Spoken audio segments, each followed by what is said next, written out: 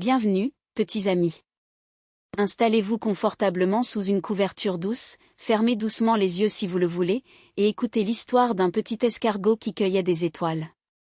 Je vous invite à respirer lentement, comme la brise qui caresse les feuilles, et à suivre nos pas lents et brillants au cœur d'un jardin endormi.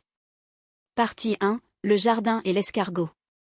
Dans un coin du jardin, là où les feuilles de sauge sentent le soleil et où les lucioles font des clignotements ronds comme des lanternes, vivait un escargot nommé Noisette.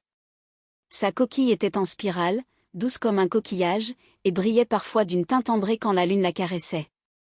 Noisette avançait toujours très lentement. Sa maison sur le dos lui rappelait que l'on porte en soi ce que l'on aime.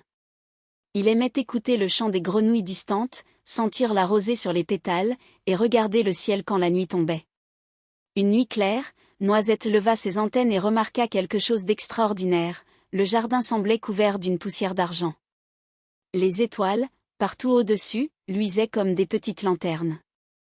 Alors qu'il regardait, une étoile filante traversa la voûte comme une graine de lumière. Noisette se demanda, et si je pouvais cueillir une de ces lumières pour la donner aux fleurs qui n'en ont pas? C'était une idée folle et belle, et Noisette avait tout le temps du monde. Partie 2, l'aventure en douceur. Noisette commença son voyage.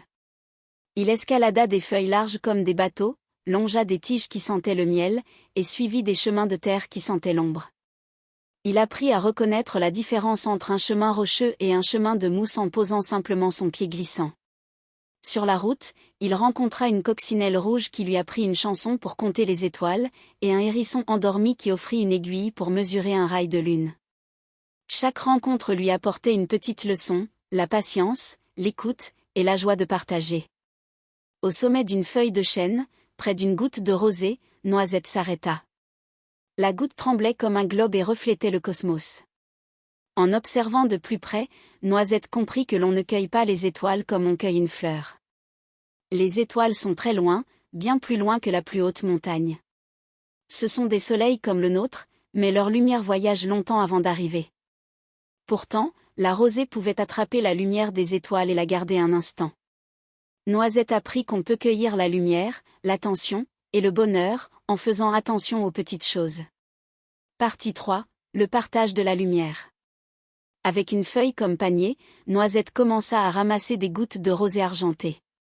Chaque goutte semblait contenir une micro-étoile, un éclat prêt à réchauffer une pétale fatiguée. Il retourna au jardin et déposa les gouttes sur les corolles tristes, une rose qui avait froid, une pensée qui perdait ses couleurs, une petite pousse qui rêvait de grandir. À mesure que les gouttes se posaient, les fleurs semblaient respirer plus profondément et prendre une lueur douce. Les lucioles, curieuses, vinrent aider, et bientôt le jardin s'illumina d'une lumière tendre, comme un petit ciel à hauteur de feuilles. Noisette comprit que cueillir des étoiles ne signifiait pas enlever quelque chose au ciel, mais plutôt recueillir des moments de beauté et les offrir. Il apprit aussi que chaque geste, même très petit et lent, peut faire une grande différence.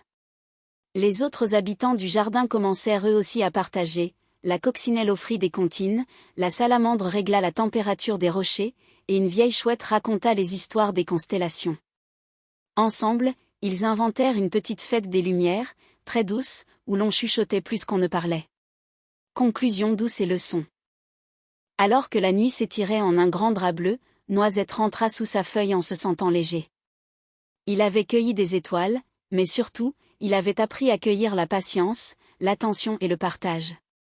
Écoute, petit ami, parfois, pour illuminer le monde, il suffit d'un geste lent et bienveillant. Les étoiles continueront de briller très haut, et nous, ici-bas, pouvons apprendre à en garder un peu de lumière pour ceux qui en ont besoin. Ferme les yeux si tu veux, respire comme Noisette, et garde au creux de ton cœur une petite étoile à partager demain.